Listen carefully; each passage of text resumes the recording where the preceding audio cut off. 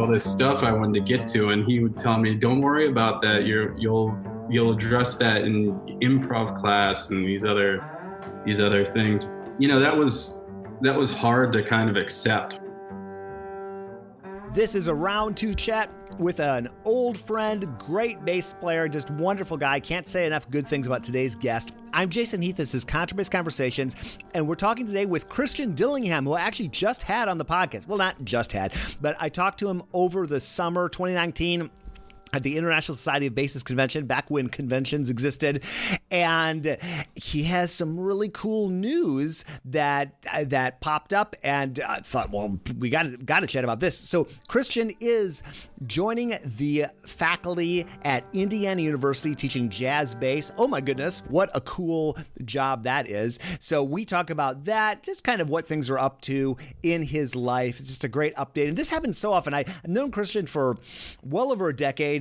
Just never aligned to have him on the podcast. Now all of a sudden he's on twice in a few months, and that just seems to happen a lot with this show. He's a great guy. Definitely follow him online. We've got links to all of that. And without further ado, let's dive into our conversation with Christian Dillingham. So how did this Indiana University opportunity come about? That was like one of my favorite. I love when people that I really just friends with and admire, and I just think you're such a great guy. And I was like, it makes me so happy to like click a link. Like Trevor Jones forwarded a link, and I clicked it. I was like, nice. I was just so happy. It's like, how did that unfold? Well, I basically just was contacted about it that they had been checking me out, and so then I went through the pretty intense interview performance process. So it was great. And I was, when I was contacted, I thought maybe they had the wrong email address. Just because, so many of my, favorite bass players went to that school, and it has such a rich history, it's for us, for bass. That's always been one of the main places. So, I was just, kind of speechless. So, I'm really excited. It's, I'm looking forward to it. I'd love to know what I've gone through a couple of university application processes. I think the last one I did was probably literally 20 years ago. So it was a long time. But what was that? I've never certainly done anything like that for jazz, and a place like IU. Like what was the whole process like? What it was, interview, teaching, masterclass. What was it like? Yeah, there was a performance portion. And then there were some mini lessons, three different mini lessons. And then, I coached a combo, and, this was all in front of an audience, which I had no idea that was going to happen. Lots of faculty and other students that were just there to, provide feedback, and everyone was taking notes and writing. So, and then, there were bass players there, Jeremy Allen was there. So, it was a great experience, but it was much more intense. I've had some other college, interviews, and nothing was like this. Yeah, I'm getting nervous just thinking about it. Yeah, it was intense, but I'm glad that they do it that way. I think by the end, I felt like if this doesn't work out, I don't really know what I could have done differently. And I feel like they get a really good idea of how you're, of who you are, and your approach. The way that they handled it. What's the job? And I know that everybody's had a different setup. I've talked to Bruce Bransby about teaching there, Kurt Muroki, Lawrence Hurst, but what's I don't know much about the jazz side of things. What's the job going to entail? Like, are you staying in Chicago or are you going to move to Bloomington? I'm assuming you're going to be going back and forth, but what? Yeah, I'll be there 2 days a week. Okay. And Todd Kuhlman was there before me. So he was doing a similar thing. I think he's in New York or New Jersey, I think. So he was flying in. So I'll be driving down and be there a couple days a week and then coming back. But I'll be staying in Chicago. Yeah. Nice. Now, that's a good setup. I know Bruce Bransby had an apartment in Chicago for a long time. I would always come up from Bloomington with his son, who is, I don't remember what instrument his son plays, but they would, check out the jazz scene in Chicago and that kind of thing. Oh, wow, I didn't know that. Yeah. And so relatively, it's not next door, but it's a very reasonable drive down to Bloomington. Yeah. I had been to Bloomington, actually, prior to the last time I saw you at the ISB, the only other time I was there, I auditioned there for grad school for Mr. Hurst and Bransby. And that was the only other time I was there. So driving down last summer for the ISB, it was a really nice drive. At the time, I enjoy the drive. It's not like driving around Chicagoland. Yeah. That's for sure. Have you done what do you do in jazz? So what's the job going to be like? I'm assuming private lessons. Are you doing some combos too? What's involved with the? Yeah, private lessons and coaching a combo. Coaching a combo. Okay. Mm-hmm. How I always love talking to folks that teach jazz students. And then one more question: are you going to be working with everybody? Is it undergrads? Is it master's students? Or is it? Do you have an idea both. yet?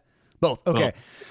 Both. Maybe thinking about undergrad, because I had this. I loved it, but this kind of goofy job at DePaul where I was the quote unquote classical guy that they'd bring in, and they'd have lessons with, I think, Dennis Carroll at the time. And then they'd have lessons with me and we'd split. And and I know that's kind of like an old school jazz setup. Is it just going to be you working with them at Indiana, the students, or do you know yet? Maybe you don't know. Yeah, I'm not sure how they do that. I think that all the, if you're a jazz bass major, that they would definitely be studying with me. And I'm not sure how they handle if they wanted to take lessons with, Jeff Turner's there and Kurt Muroki. So that I'm not sure about. And I think that's kind of like an older model anyway, but that kind of leads me to I'm always interested in what people who are teaching bassists that are going into jazz, what do you work on with people? And I ask this having spent years trying to figure out what to do. It's like, do I teach people the Kusevitsky concerto who aren't ever going to do I take them through Simandl? Do I teach them some Roboth positions, or do you kind of have what's your bag of tools that you like to pull from, maybe outside of transcribing recordings and that kind of thing? What do you like to work on with people to kind of give them that foundation? Yeah. So my undergrad, at least half of it, my teacher was Tony Leonardi, and he was a great jazz player. He wasn't an orchestral player, but our lessons, and it was the same for anybody. He wouldn't do anything with jazz stuff. And even though that's what I wanted to do. And the only thing he eventually kind of compromised and said, all right, at the tail end of the lesson, he went over some bass line construction with me, had me write out some bass lines and then kind of go over it.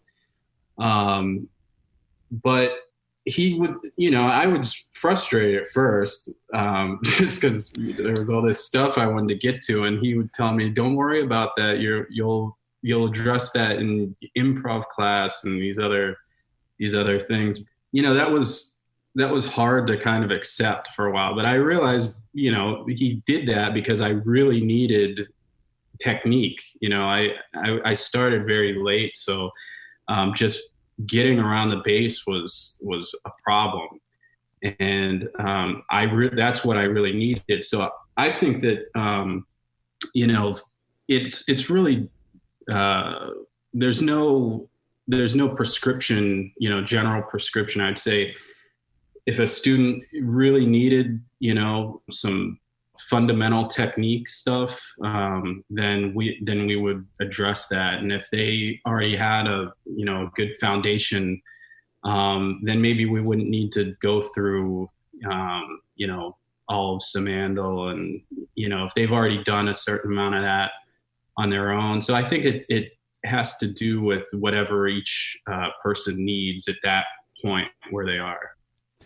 I remember talking to Ron Carter about technique like 4 years ago or something like that. And he was talking about how much he focuses on the bow with his students, or at least he was talking about that at the time. And part of it was just the employment opportunities. He's talking about New York City and being able to work on Broadway as well. And just how to, you just opens up a lot of possibilities. And I mean, I know it's funny because you're hired at your jazz faculty at Indiana University, but I always think of you as a classical player because of us playing bass ensembles and playing in a bajillion Chicago gig orchestras. So I know the bow is like a huge part of what you do and what you've done. What do you do yourself these days in terms of like bow work or like what do you practice? I'd just love to know. Well, one thing as far as what you're talking about with Ron, and I think any great teacher, there's certain things that you have to address with the bow that,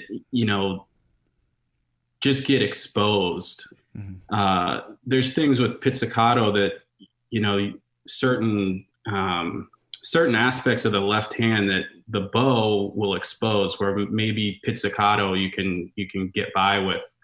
And so just, I think really learning the instrument, you have to incorporate the bow, so even if you have no ambition of being in a professional orchestra, that same homework has to be done, just in terms of intonation and really just learning how the instrument functions. There's things that you can't address without the bow. So, but for me, now it really depends on what I have that week or what I have coming up. I try not to let certain things slip too far, and I know when it's been too long. So, I definitely have my warm up routines that I seem to always fall back on, and depending on how much time I have, I can go further into that. But I definitely practice with the bow every day. But I mean, I have to practice right hand pizzicato things too, because that can slip just as quick as arco technique. So. Yeah. Man, well, I'm so glad IU brought you on board. Smart move on their part. That's really that's just all good. And so you start in whatever capacity in fall semester, right? Yeah.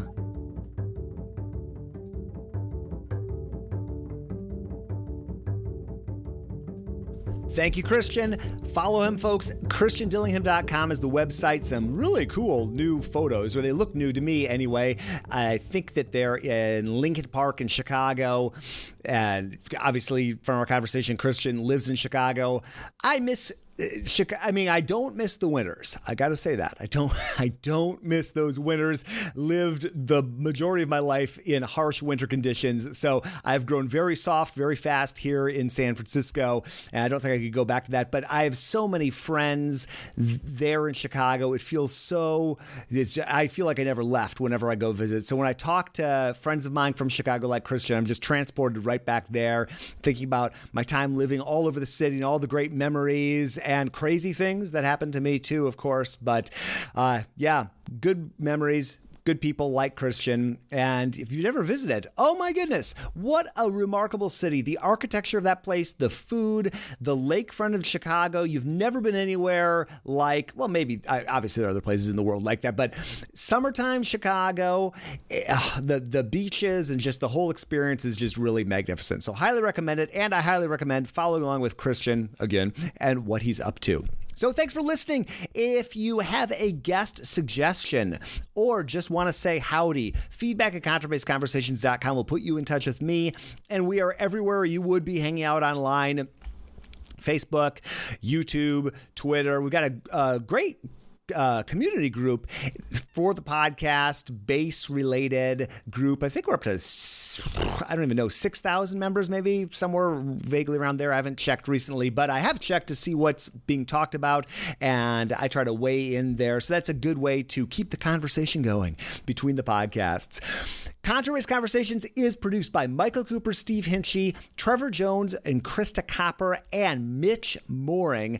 Puts these episodes together and creates beautiful basses in the Dallas-Fort Worth area, not right next to Dallas-Fort Worth, east a little bit in Kilgore, Texas. Award-winning basses. Learn more at mitchmooring.com. And that groovy bass playing you're hearing behind you is me on Arco bass, but my friend and colleague Eric Hochberg on the jazz pits. Love it. And learn more about him at erichochberg.com. I'm your host, Jason Heath, and we will see you again soon for more life on the low end of the spectrum.